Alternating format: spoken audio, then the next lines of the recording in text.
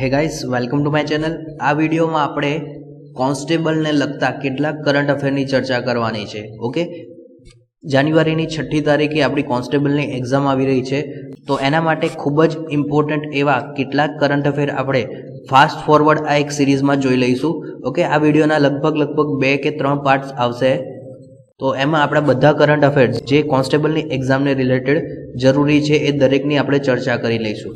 તો વધારે ટાઈમ ન લેતા વિડીયોની શરૂઆત કરીએ, પરંતુ એ પહેલાં રિક્વેસ્ટ છે કે જો ચેનલને સબસ્ક્રાઇબ ન કર્યું હોય તો સૌપ્રથમ એને સબસ્ક્રાઇબ કરી લેજો અને બાજુમાં દેખાતા બેલ આઇકોનને ક્લિક કરી લેજો, જેથી જ્યારે પણ હું નવા વિડીયો અપલોડ કરું કે તરત જ એની નોટિફિકેશન આપણને મળી જાય। તો શરૂઆત કરીએ છીએ વિડીયોની। હું છું પ્રતિક પ્રજાપતિ।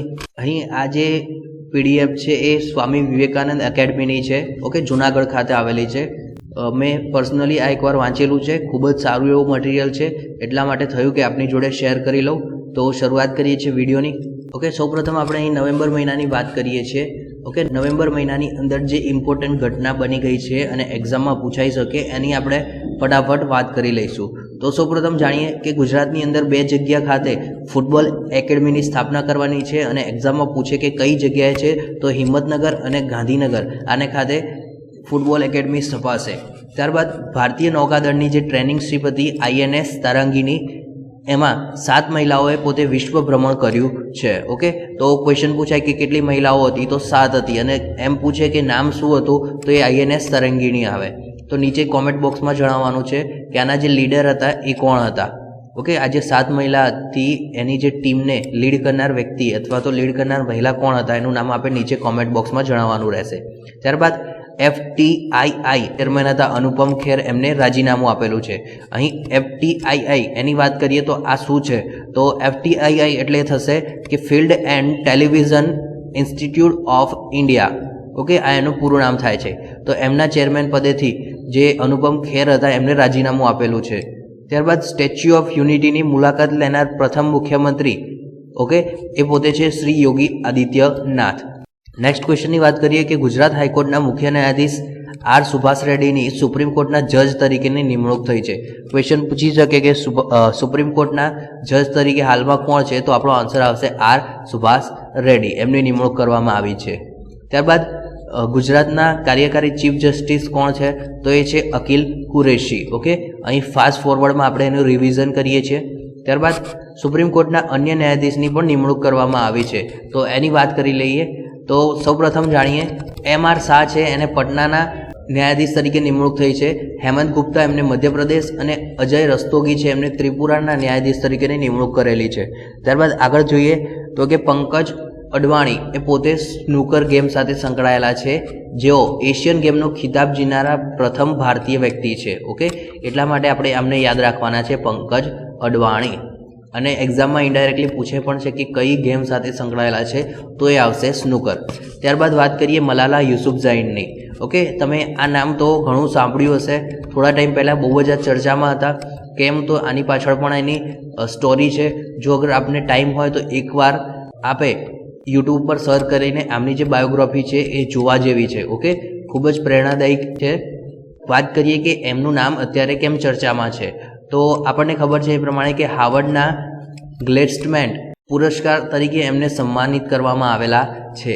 આ સિવાય વાત કરીએ તો કે 2014ની અંદર આમને શાંતિ માટેનો જે નોબેલ પુરસ્કાર છે એ આપવામાં આવ્યો હતો।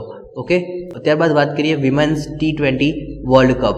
તો જે 6થો વર્લ્ડ કપ છે એ યોજાયો કઈ જગ્યાએ, તો કે વિન્ડીઝ ખાતે યોજાવાનો છે।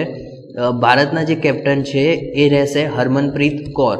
ઓકે, અને વિજેતા ટીમની વાત કરી લઈએ તો કે ઓસ્ટ્રેલિયા છે એ 3 વખત વિજેતા બનેલું છે આ જે T20 વર્લ્ડ કપ છે વિમેન્સનો, એમાં ઇંગ્લેન્ડ છે એ 1 વખત અને વિન્ડીઝ છે એ 1 વખત વિજેતા બનેલું છે। ઓકે, ત્યારબાદ વાત કરીએ આગળ નેક્સ્ટ ક્વેશ્ચનની, તો કે ફૈઝાબાદનું નવું નામ રાખવામાં આવ્યું છે અને એનું નામ ચેન્જ કરીને અયોધ્યા રાખેલું છે। ઓકે, આ જે ફૈઝાબાદ છે એ યુપીની અંદર પડે છે, તો યુપીમાં આનું નામ ચેન્જ થઈ ગયું છે, ખૂબ જ ઇમ્પોર્ટન્ટ છે। આ જ રીતે અલ્હાબાદનું નામ પણ ચેન્જ કરવામાં આવ્યું છે, જે આપણે નીચે કોમેન્ટ બોક્સમાં આન્સર કરવાનો રહેશે કે અલ્હાબાદનું નામ બદલીને શું કરેલું છે તાજેતરમાં। ત્યારબાદ વાત કરીએ તો કે જે ફૈઝાબાદ છે એટલે કે અયોધ્યા છે ત્યાં ભગવાન રામ એરપોર્ટ બનાવવામાં આવશે। આવી જાહેરાત જે યોગી આદિત્યનાથ છે એમના દ્વારા કરવામાં આવી હતી। ત્યારબાદ મોસ્ટ ઇમ્પોર્ટન્ટ ડિફેન્સ તરફથી આ એક ઇમ્પોર્ટન્ટ ટોપિક છે કે સબમરીન અરિહંત એને નેવીમાં સ્થાન મળેલું છે. હવે વાત કરીએ અરિહંત, એનો અર્થ શું થાય? તો દુશ્મનોને નષ્ટ કરવો, આવો એનો અર્થ થાય છે અરિહંતનો. ઓકે, તો 2009ની અંદર આ લોન્ચ કરવામાં આવી હતી. ભારતની પ્રથમ એવી બેલેસ્ટિક મિસાઇલ સબમરીન છે. ઓકે, ત્યારબાદ એ કલામના નામ ઉપરથી મિસાઇલને કે કોડ આપવામાં આવ્યો હતો. ઓકે, અહીં યાદ રાખવાનું છે કે આ કે કોડ છે મિસાઇલને કોના નામ પરથી મળેલો છે? તો એપીજે અબ્દુલ કલામના નામ ઉપરથી. કે આ જે મિસાઇલ છે એ જમીન, આકાશ, જળ એમ ત્રણેય સ્થળોથી પરમાણુ હુમલો કરી શકે છે. ઓકે, ભારત આંતરરાષ્ટ્રીય દૂરસંચાર સંઘનું 4થા વર્ષ માટે મેમ્બર બન્યું છે. ત્યારબાદ નેક્સ્ટ ક્વેશ્ચનની વાત કરીએ કે ઓડિશાના ઝારસુગુડા એરપોર્ટને વીર સુરેન્દ્ર સાઈ એરપોર્ટ નામ આપવામાં આવેલું છે. ઓકે, આનું નામ ચેન્જ કરેલું છે. યાદ રાખવાનું છે કે ઓડિશાની અંદર કયું એરપોર્ટ હતું? તો કે ઝારસુગુડા, અને ચેન્જ કરીને નામ શું આપવામાં આવ્યું છે? તો કે વીર સુરેન્દ્ર સાઈ એરપોર્ટ. આગળ વાત કરીએ કે ભારતના પર્યાવરણ મંત્રી જે છે ડૉક્ટર હર્ષવર્ધન, એમના દ્વારા સ્વસ્થ હવા અભિયાન દિલ્હી ખાતે લોન્ચ કરવામાં આવેલું છે. એક્ઝામમાં ઇનડાયરેક્ટલી પૂછાઈ શકે કે સ્વસ્થ હવા અભિયાન કયા સ્થળે લોન્ચ કરવામાં આવ્યું છે? તો દિલ્હી. અને કોના દ્વારા? તો પર્યાવરણ મંત્રી છે આપણા હર્ષવર્ધન.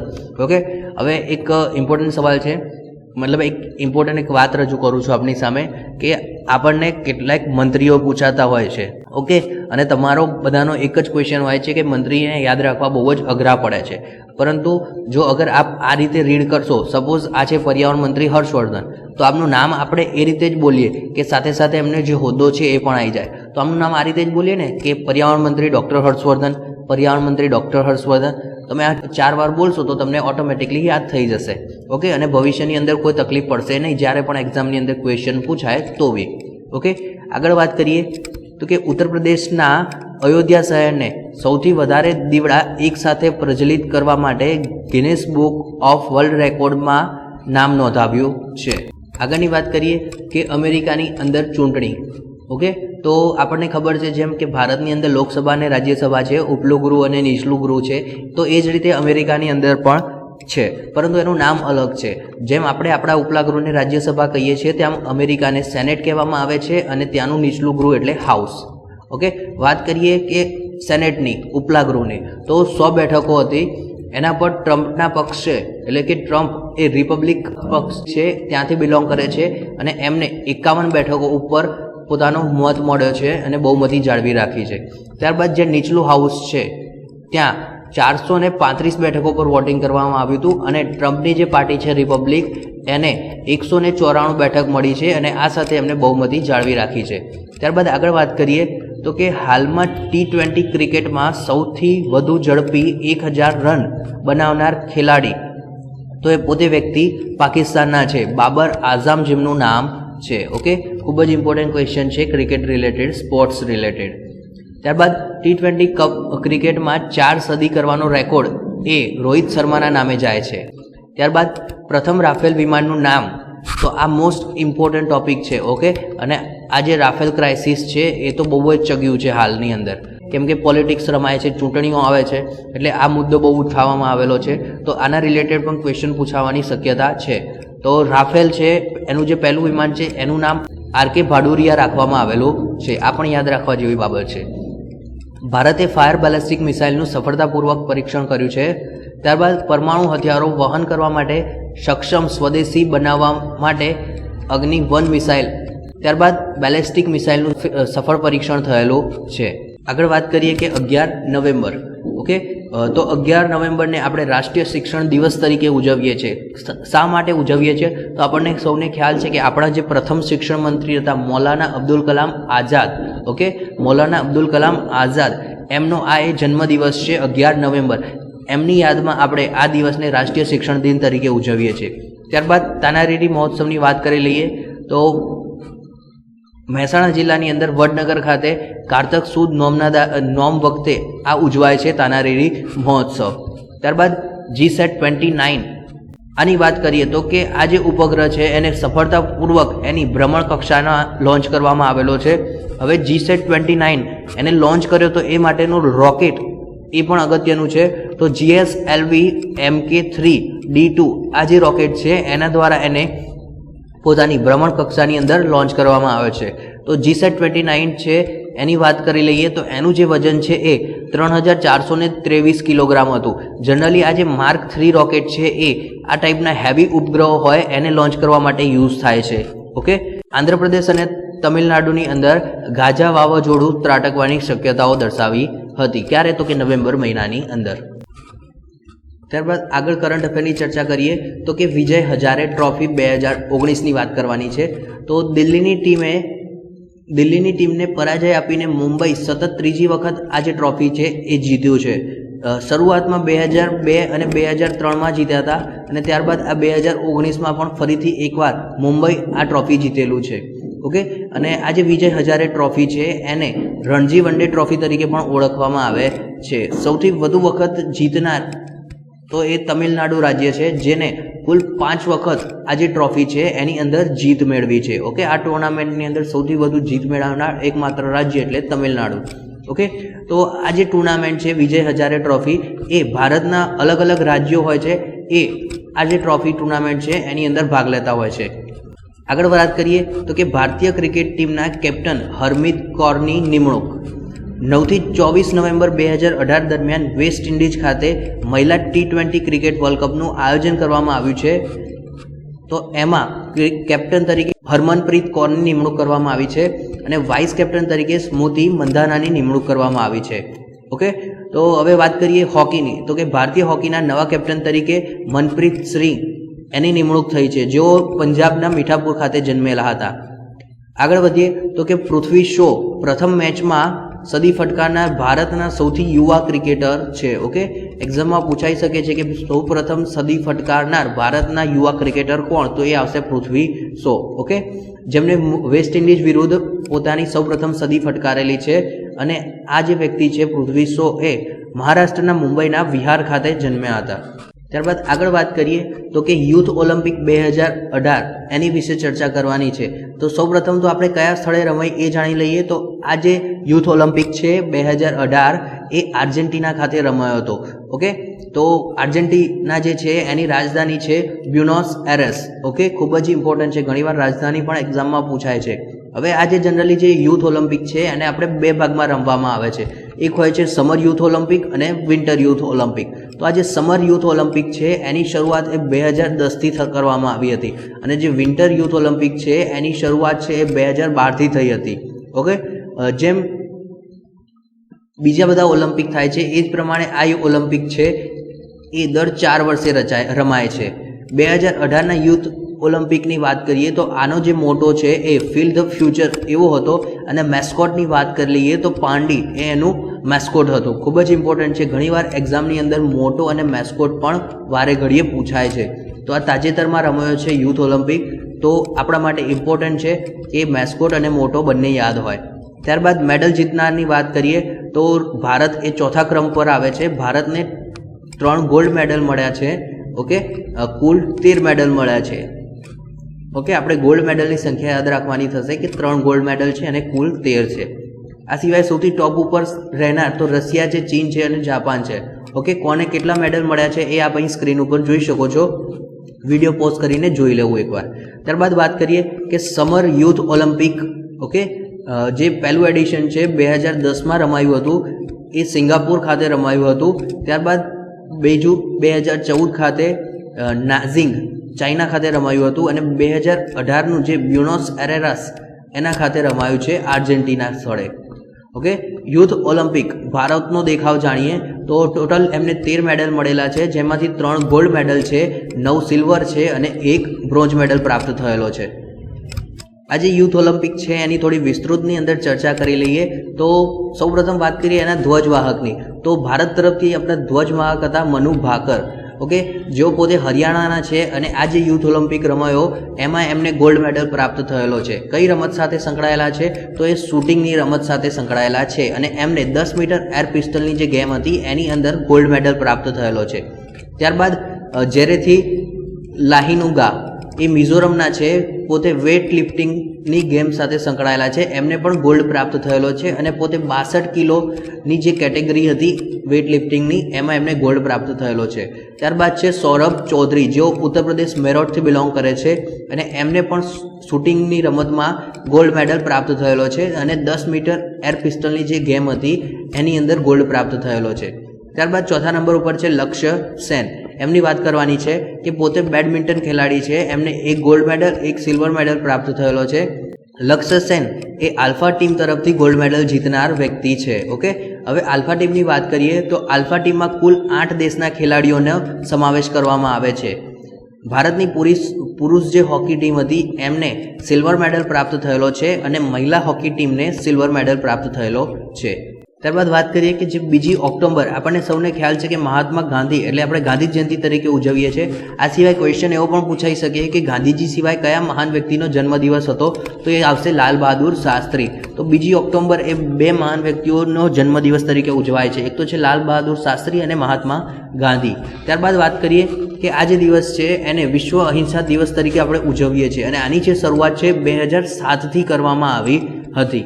ઓકે, નેક્સ્ટ ક્વેશ્ચન જોઈએ તો કે મહાત્મા ગાંધીની 150મી જન્મજયંતિ નિમિત્તે નવી દિલ્હીના રાષ્ટ્રપતિ ભવન ખાતે મહાત્મા ગાંધી આંતરરાષ્ટ્રીય સ્વચ્છતા સંમેલનનું આયોજન કરવામાં આવ્યું હતું. ત્યારબાદ ગુજરાતની અંદર 150મી જન્મજયંતિ નિમિત્તે પોરબંદરના જે કીર્તિ મંદિર છે ત્યાં સર્વધર્મ પ્રાર્થના સભાનું આયોજન થયું હતું.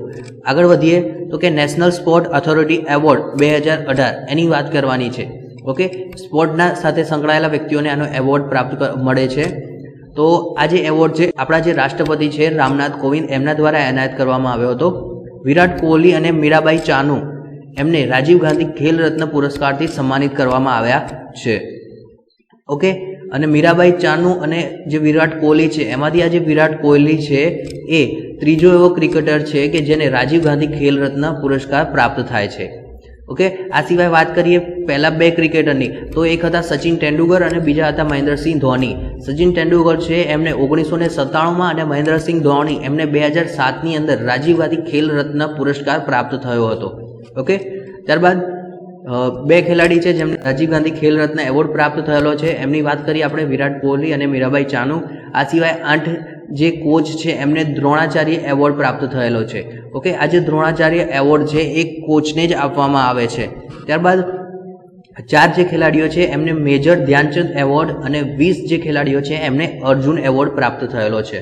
આપણને સૌને ખ્યાલ છે એમ કે જે વિરાટ કોહલી છે એ ક્રિકેટ સાથે સંકળાયેલા છે અને જે મીરાબાઈ ચાનુ છે એ પોતે વેટ લિફ્ટર છે. ઓકે, તો આપણા માટે આ યાદ રાખવાનું રહેશે કે મીરાબાઈ ચાનુ એ કઈ રમત સાથે સંકળાયેલા છે, તો વેટ લિફ્ટિંગની રમત સાથે સંકળાયેલા છે. ઓકે, રાજીવ ગાંધી ખેલ રત્ન એવોર્ડની શરૂઆત છે એ 1991-92થી કરવામાં આવી હતી. ત્યારબાદ જે ધ્યાનચંદ એવોર્ડ એ ભારતમાં ખેલાડીઓએ રમતગમત ક્ષેત્રે અપાતો લાઈફ ટાઈમ એચિવમેન્ટ પુરસ્કાર છે. બીજો ક્વેશ્ચન અહીંયાથી પણ નીકળી શકે છે કે ભારતની અંદર ખેલાડીઓને રમતગમત ક્ષેત્રે અપાતો લાઈફ ટાઈમ એચિવમેન્ટ પુરસ્કાર કયો છે, તો એ પુરસ્કાર આવશે ધ્યાનચંદ એવોર્ડ. ત્યારબાદ વાત કરીએ બીજા એવોર્ડની, નરસિંહ મહેતા એવોર્ડ. તો વિનોદ હરગોવિંદદાસ જોશી એમને 2018નો નરસિંહ મહેતા પુરસ્કાર પ્રાપ્ત થયેલો છે, જેમનો જન્મ છે એ અમરેલી ખાતે થયો હતો. હવે વાત કરીએ આની શરૂઆત, તો નરસિંહ મહેતા એવોર્ડની શરૂઆત એ 1999થી થઈ હતી અને પ્રથમ જે એવોર્ડ છે એ રાજેન્દ્ર શાહને આપવામાં આવ્યો હતો. ત્યારબાદ 2016માં જલન માત્રીને અને 2017માં દલપત પઢિયાર, આ સિવાય 2018નો એ વિનોદ હરગોવિંદદાસ જોશીને પ્રાપ્ત થયેલો છે. ઓકે, આજે નરસિંહ મહેતા જે એવોર્ડ છે એ જૂનાગઢની અંદર ભવનાથ ખાતે આવેલી જે રૂપાયતનંદ સંસ્થા છે એની અંદર શરદ પૂર્ણિમાની સાંજે આ એવોર્ડ છે એનું વિતરણ કરવામાં આવે છે. ઓકે, આદિકવિ જે નરસિંહ મહેતા હતા એ સાહિત્ય નિધિ ટ્રસ્ટ દ્વારા એનાયત કરેલું છે. આ જે એવોર્ડ છે આમના દ્વારા એનાયત કરવામાં આવે છે. અને આ જે એવોર્ડ છે એની વાત કરી દઈએ તો કે જે લોકોને એવોર્ડ પ્રાપ્ત થાય છે એટલે કે જે વિજેતા છે એમને 1,51,000 રૂપિયા કેશ મળતા હોય છે. આગળ વાત કરીએ તો કે anti tank guided missile Helina એનું પરીક્ષણ કરવામાં આવેલું છે. આ હેલિના છે એ નાગ મિસાઇલનું હેલિકોપ્ટર વર્ઝન છે. ઓકે, જે નાગ મિસાઇલ છે એની હેલિકોપ્ટર વર્ઝન એટલે હેલિના. તો રાજસ્થાનના પોખરણ નજીકથી આનું લોન્ચિંગ કરવામાં આવેલું છે. આર એટલે કે ઇન્ફ્રારેડ ઇમેજિંગ સિકર દ્વારા સંચાલિત વિશ્વની સૌથી અદ્યતન એન્ટી ટેન્ક મિસાઇલ પૈકી આ એક મિસાઇલ છે. ત્યારબાદ જોઈએ તો કે પાકિસ્તાનના 19મા વડાપ્રધાન તરીકે શ્રી ઇમરાન ખાનને શપથ લીધેલા છે. ઓકે, ખાલી યાદ રાખજો કે ઇમરાન ખાન એ કયા નંબરના વડાપ્રધાન છે? તો 19મા નંબરના વડાપ્રધાન છે.